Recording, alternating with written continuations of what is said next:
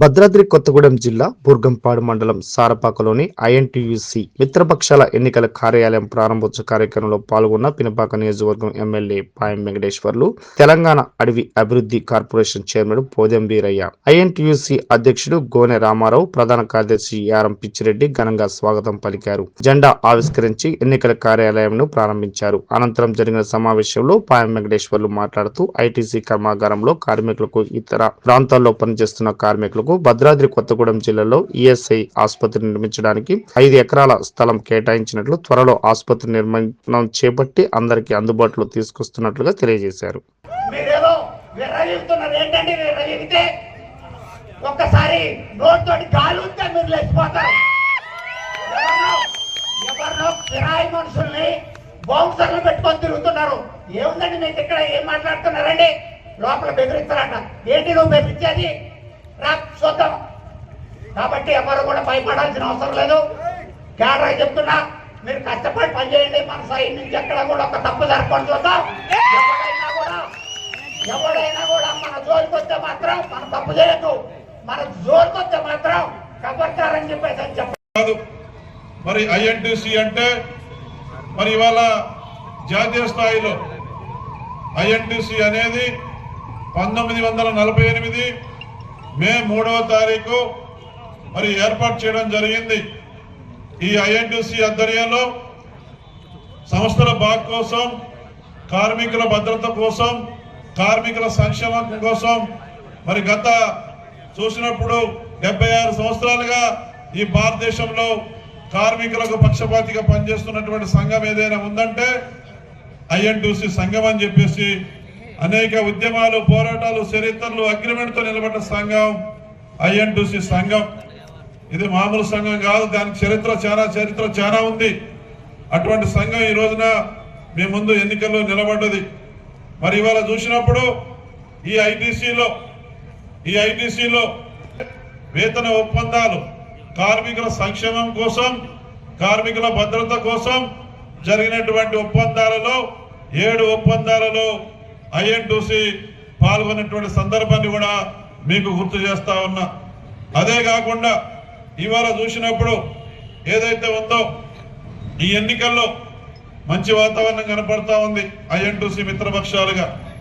మరి నేను ఈ రోజున మీ ఎమ్మెల్యేగా పరిష్కారం కాలేదు.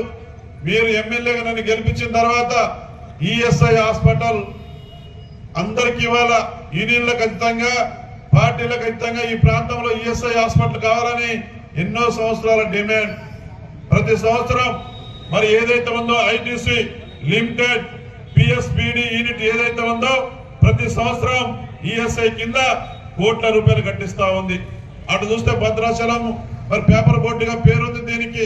మరి కేటీపీఎస్, నవభారత్, కొత్తగూడెం సింగరేణి బొగ్గుబావులు, మా అశ్వాపురంలో ఏబీ వాటర్ ప్లాంట్, మనుగోరులో సింగరేణి బొగ్గుబావులు, భద్రాద్రి పవర్ ప్లాంట్. మరి కార్మికులందరూ ఈఎస్ఐ హాస్పిటల్ అందుబాటులో లేక మరి ఇవాళ ఆ సౌకర్యాలన్నీ కోల్పోతా ఉన్నారు. కార్మికుడు పోవాలంటే ఎక్కడికి పోవాలి? ఈఎస్ఐ హాస్పిటల్ కావాలంటే వెళ్తే వరంగల్ పోవాలి, లేకపోతే హైదరాబాద్ పోవాలి. ఇండస్ట్రియల్ గా మనం అభివృద్ధి చెందినటువంటి ప్రాంతం మనది. చాలా ఉంది మీకు లాగానే.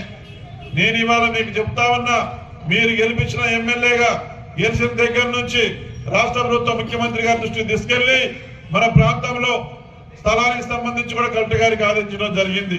5 ఎకరాల స్థలం ఏర్పాటు కాగానే కొద్ది రోజుల్లోనే మీ అందరి సమక్షంలో మనకు అందుబాటులో ఉండే విధంగా భద్రాద్రి కొత్తగూడెం జిల్లాలో ఈఎస్ఐ హాస్పిటల్ కి పునాది వేసి, పూర్తి చేసి అందుబాటులోకి మీకు ఈఎస్ఐ సౌకర్యాలు కల్పించే బాధ్యత మీ ఎమ్మెల్యేగా నాది అని కార్మిక సోదరులందరికీ, కార్మిక లోకానికి ఈ సందర్భాన్ని నేను మాటిస్తా ఉన్నా. అదే కాకుండా ఇవాళ ఏదైతే ఉందో, ఇవాళ ఈ 37వ తారీఖు జరిగే ఎన్నికల్లో గెలుపవకాశాలు మెండుగా ఉన్నాయి. మన ఐఎన్టీయూసీ మిత్రపక్షాలు గెలవడానికి అవకాశాలు ఉన్నాయి. మన పెద్దలు చెప్పినట్టుగా ఇక్కడ నేనే కాకుండా మరి మన జిల్లాలో 3 మంత్రులు, పార్లమెంట్ సభ్యులు, మన ప్రభుత్వ అధికారంలో ఉంది.